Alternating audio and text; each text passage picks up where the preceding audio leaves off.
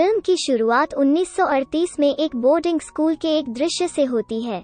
यह एक विशेश बोर्डिंग संस्थान था जहां छात्राओं को उनके स्वास्थ्य में सुधार के लिए सहायता दी जाती थी। फिल्म के मुख्य किरदार शिजुको को दिखाया गया है। शिजुको भी बीमार थी। यही वजह है कि उसकी सौतेली मां ने उसके इस बोर्डिंग स्कूल में प्रवेश की व्यवस्था की क्योंकि वो टोक्यो शिफ्ट होना चाहती थी। एक छात्रावास कर्मी शिजुको के घर से लाए गए सामानों की जांच कर रही थी। यहाँ पता चलता है कि इस स्कूल के नियम और कानून सख्त हैं, यहाँ तक छात्राओं को भी अपनी निजी डायरी रखने की अनुमति नहीं है। शिजुको को पहनने के लिए वर्दी दी गई थी। वो एक बेडरूम में जाती है और वहाँ बहुत सारे बिस्तर थे। यहाँ हॉस्टल की लड़कियाँ साथ रहती हैं। शिजुको वहाँ एक लड़की से मिलता है जिसका नाम योन डुक है। प्रिंसिपल शिजुको को उसकी साथी लड़कियों से मिलवा रही थी। रात में उन लड़कियों की संख्या के हिसाब से हाजिरी होती थी। उस समय उन्हें एक टैबलेट दिया गया था, शायद इसलिए कि उनका स्वास्थ्य ठीक हो गया था।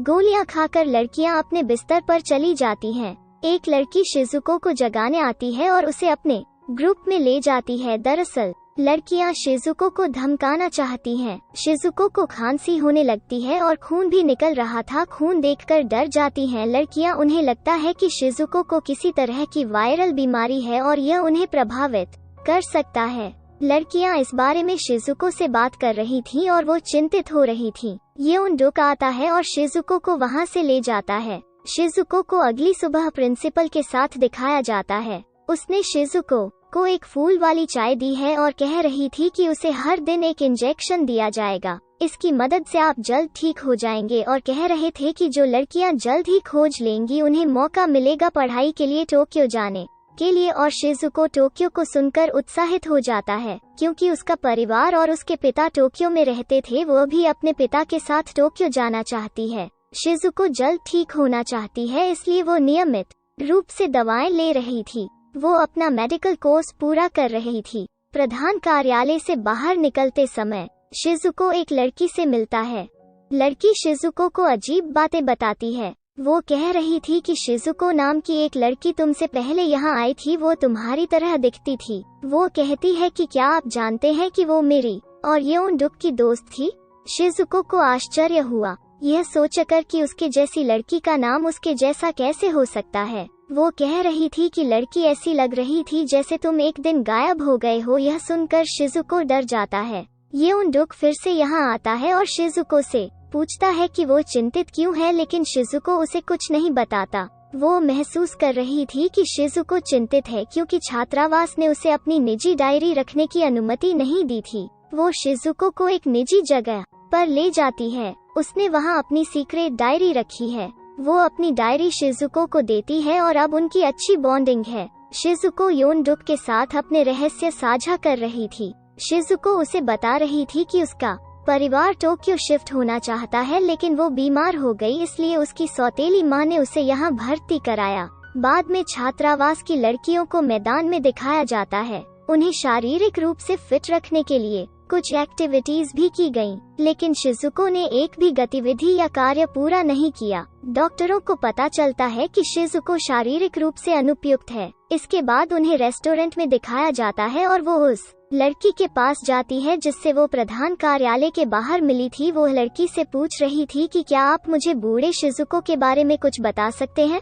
यह सुनकर उस लड़की को कुछ हो गया। वो उग्र हो गई और शिजुको को मारने वाली थी। उनकी लड़ाई देखकर योन डुक शिजुको को वहां पहुंचने से बचाता है। दूसरी लड़की की हालत और भी खराब थी। उसका शरीर कांप रहा था और उसकी आंखें भी मुड़ी हुई थीं। उसका शरीर मुड़ जाता है और उसके मुंह से एक अजीब सफेद तरल निकल रहा था। यह देख लड़कियां सहम जाती हैं। शिजुको को अगले दृश्य में इंजेक्शन लेने के लिए चिकित्सा कक्ष में दिखाया गया है। किहारा नाम की लड़की फिर आती है शिजुको, जो शिजुको से लड़े। वो इस सीन में ठीक लग रही थी और शिजुको से ऐसे बात कर रही थी जैसे कुछ हुआ ही न हो। शिजुको को योन डुक के साथ दिखाया गया है जो उसका दोस्त बन गया है। योन डुक ने शिजुको से कुछ इच्छाएं मांगी। वो कहती है कि मैं समुद्र तट देखना चाहती हूँ और दूसरी इच्छा थी कि वो अपने पिता के पास टोक्यो जाना चाहती है। इसके बाद योन डक उसे स्कूल के पिछले गेट से एक पूल में ले गया। शिजुको यह देखकर खुश हो जाता है। वो पहली बार ऐसी जगह पर आई हैं शिजुको योनडुक से पूछ रही थी कि वो उसकी देखभाल क्यों करती है। योनडुक कहते हैं कि मैं तुम्हें इसलिए पसंद करता हूँ। वे यहाँ बहुत आनंद लेते हैं। फिर शिजुको को फिर से चिकित्सा कक्ष में दिखाया जाता है। यह पता चला है कि योनडुक और खुद की देखभाल करने के परिणाम स्वरूप वो शारीरिक रूप से फिट हो गई है। लड़कियों को फिट रखने के लिए किए जाने वाले एक्टिविटी में वो सबसे पहले आती हैं। आज उसका प्रदर्शन परिणाम के दिन भी अच्छा रहा, इसलिए वो पहले थी। अब जब लड़कियां फिजिकल क्लास के बाद वॉशरूम में फ्रेश होने आती हैं, शिजुको ने अपनी वर्दी में एक मरी हुई चिड़िया देखी। उसका खून उसकी वर्दी पर फैला हुआ था। ये उसके बालों पर भी फैलता है। लड़की किहारा आती है जो कभी तो उससे लड़ता है या कभी कभी उससे खुश हो जाता है। आज वो शिजुको को बीमार कह रही थी। वो शिजुको से ईर्ष्या करती थी क्योंकि वो भी शिजुको की तरह टोक्यो जाने के लिए कड़ी मेहनत कर रही थी। लेकिन शिजुको उसके बजाय पहले आती है और वो भी यह सुनकर उग्र हो जाती है। शिजुको खून से लथपथ अपनी वर्दी पहनती है और मृत पक्षी को उठा लेती है। वो गुस्से में पक्षी को किहारा की थाली में रख देती है। शिजुको के साथ कुछ अजीब हो रहा था क्योंकि उसे वो मरा हुआ पक्षी मिला था। जैसे जब वो अपने कमरे में जाती है तो उसे योनडुक के बिस्तर के पास एक डायरी मिलती है। जैसे ही वो डायरी उठाती है उसे एक लॉकेट और एक फोटो मिलती है। शिजुको उस तस्वीर को देख रहा था। इस दौरान उनके हाथ से लॉकेट गिर जाता है। जैसे ही शिजुको उसे लेने के लिए झुकती है, उसके सामने एक अजीब हाथ ने बिस्तर के नीचे लॉकेट उठा लिया है। यह देखकर शिजुको डर जाता है। शिजुको ने साहसपूर्वक बिस्तर के नीचे देखा कि लॉकेट किसने उठाया है। वो कोई नहीं पाती है। जैसे ही शिजुको सामने अपने बिस्तर पर देखती है, वो अपने सहपाठी को बदतर हालत में पाती है। ऐसा लगता है कि लड़की को राक्षस में बदल दिया गया है क्योंकि उसकी आंखों में खून था। वो डरती हुई भागती है, लेकिन जब वो लौटी तो उसे कोई लड़की नहीं मिली। चौंकाने वाली बात यह थी कि शिजुको को पता चलता है कि जिस लड़की को शिजुको ने देखा था वो स्कूल से गायब हो गई है। प्रिंसिपल उन्हें बता रही थी कि लड़की अपनी माँ के साथ अपने घर वापस चली गई है और शिजुको को यहाँ शक था कि यहाँ क्या हो रहा है। वो योनडुक के साथ चर्चा करती है कि गायब होने से पहले उसने लड़की को अजीब स्थिति में देखा है। हम यहाँ देखते हैं कि योनडुक शिजुको ने जो कहा उसे अनदेखा कर दिया। शिजुको यह बात किहारा को मेडिकल रूम में बताती है। उसे देखते हुए किहारा उसे मेडिकल रूम के बाहर एक अजीब जगह पर ले जाती है। वो शिजुको से पूछती है कि क्या तुमने उसे इस जगह पर देखा है। शिजुको का कहना है कि नहीं, वो यहाँ नहीं थी। लेकिन फिर उसे वहाँ एक और घायल लड़की मिलती है। उसने देखा कि अंदर जाते समय लड़की की हालत खराब है। यह देख वो बाहर निकली है, लेकिन बाहर की हालत अंदर से भी ज्यादा खराब थी। किहारा उसकी गर्दन दबा रही थी और शिजुको उसे देख रहा था, लेकिन गिरते गिरते वो मुड़ जाती है। शिजुको इस सब से परेशान होकर मेडिकल रूम की तरफ दौड़ता है। वो वहाँ से एक नर्स को बुलाती है। शिजुको और नर्स वहाँ पहुँचते हैं, लेकिन उन्हें वहाँ कोई नहीं मिला। उन्हें किहारा और शिजुको द्वारा देखी गई घायल लड़की नहीं मिली। शिजुको को कुछ समझ नहीं आ रहा था, इसलिए वो उस कमरे में जाती है जहाँ वे साथ रहते थे।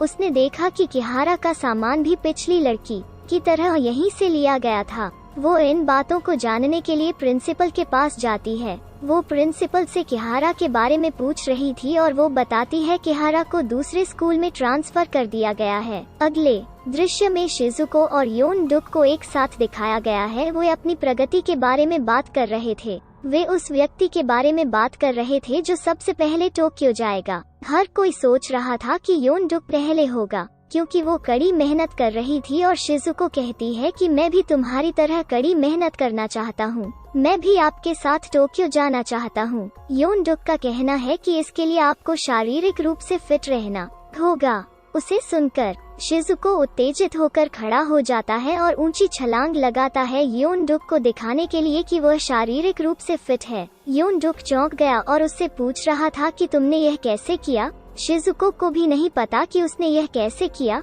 शिजुको योनडुक से कह रहा था कि मुझे अंदर से जलने जैसा अजीब लग रहा है। वो कह रही थी कि मुझे अच्छा नहीं लग रहा है, कृपया मुझे ठीक होने में मदद करें। योनडुक शिजुको का हाथ पकड़ती है और वो अपना हाथ पकड़ते हुए अपने अतीत को याद करती है। वो शिजुको का हाथ छोड़ते हुए वहाँ से भागती है। शिजुको अगले दृश्य में प्रिंसिपल के पास जाती है और कह रही थी कि उसे अब अपनी दवा छोड़ देनी चाहिए क्योंकि वो ठीक हो चुकी है। उसे खांसी नहीं है या उसकी खांसी में खून नहीं है। यहाँ तक वो अन्य लड़कियों की तुलना में अपने शारीरिक कार्यों को भी अच्छे से करती थी और आसानी से कर लेती थी। यह सुनकर प्रिंसिपल खुश हो जाती है और उनकी बात मान जाती हैं। वो कहती है, ठीक है, आपको किसी और दवा की जरूरत नहीं है। यह दिखाया गया है कि कुछ दिनों के बाद आज चयन का दिन था और चयन के बाद एक लड़की को टोक्यो भेजा जाएगा। वे महसूस कर रहे थे कि योन-डुक या किहारा का चयन किया जाएगा, लेकिन उनकी सोच के विपरीत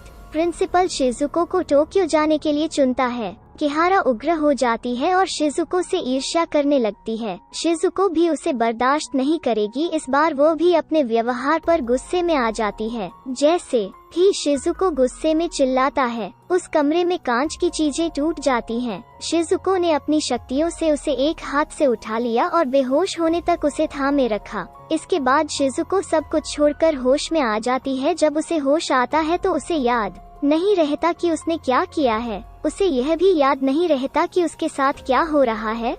योन-डुक तुरंत उसके पास आता है और उससे पूछता है कि उसे क्या हुआ है। शिजुको के पास कोई जवाब नहीं है और कहता है कि मुझे नहीं पता कि मेरे साथ क्या हो रहा है। कांच की वजह से उसके हाथ घायल दिख रहे हैं, लेकिन उसे दर्द नहीं हो रहा था। योन-डुक को फिर से कुछ पुरानी यादें याद आती हैं। योन-डुक ने भी अपने होश खो दिए हैं और शिजुको को हिलाते हुए पूछ रहे थे, आप कौन हैं? और तुम यहाँ क्यों आए? शिजुको को यह अजीब लग रहा था, लेकिन तभी नज आती है और योन-डुक को वहाँ से ले जाती है। नज योन-डुक बेहोश हो गई है और शिजुको योन-डुक की डायरी लेती है जिसे उसने अपने बिस्तर के नीचे देखा था। वो पहला पेज पढ़ रही थी और उसमें उसका नाम शिजुको लिखा हुआ था। वो कुछ पन्ने पलटती है और देखती है कि लिखा था शिजुको वही है पिछले वाले की तरह और उनके चेहरे भी मिलते जुलते हैं। शिजुको ने एक गुप्त कमरे और एक गुप्त बॉक्स की खोज की है। योन-डुक ने वहाँ अपनी निजी बातें छिपाई हैं। शिजुको बॉक्स खोलता है और उसे एक तस्वीर मिलती है। यह उसकी तरह लग रहा था। इस दौरान योन-डुक भी वहाँ पहुँच जाता है। योन-डुक उसे पिछले शिजुको के बारे में पुरानी बातें बता रहा था। हम फिल्म के पिछले दृश्यों की खोज करते हैं। फिल्म फ्लैशबैक में चली जाती है। योन-डुक और पुराने शिजुका को इस कमरे में खेलते हुए दिखाया गया है। खेलते समय वे एक फूलदान तोड़ देते हैं और शिजुका के हाथ में शीशा था। शिजुको को दर्द नहीं होता, इतना आहत भी हो गया जितना हमने पिछले सीन में देखा था कि शिजुका को दर्द नहीं होता। बूढ़ा शिजुको पिछले दृश्यों में मुड़ा हुआ था और योन-डुक उसे देख रहा था। योन-डुक उसे देखकर डर जाता है और वहाँ से भाग जाता है। बूढ़े शिजुको ने अपना पैर पकड़ लिया और योन-डुक डर गया और अपने बचाव में वो पास के बक्से से शिजुको पर हमला करती है। बाद में वो दौड़ती हुई मेडिकल रूम में जाती है और फिर एक नर्स के साथ यहाँ पहुँचती है। उनके पहुँचने से पहले बूढ़ा शिजुको वहाँ से गायब हो गया था। उस दिन से बूढ़ा शिजुको गायब हो गया है। योन-डुक चिंतित था और दृश्य वर्तमान में बदल जाता है। शिजुको उसकी बात सुनता है और उसे प्रिंसिपल रूम में ले जाता है। वे यहाँ गुपचुप तरीके से तलाश करने लगते हैं। इस दौरान प्राचार्य भी वहाँ पहुँच जाते हैं। उनके साथ एक सैन्य अधिकारी भी था। उनकी बात सुनने के लिए वे ऑफिस में छिप जाते हैं। शिजुको भी प्रिंसिपल की चाबियों के स्थान पर जासूसी कर रहा था।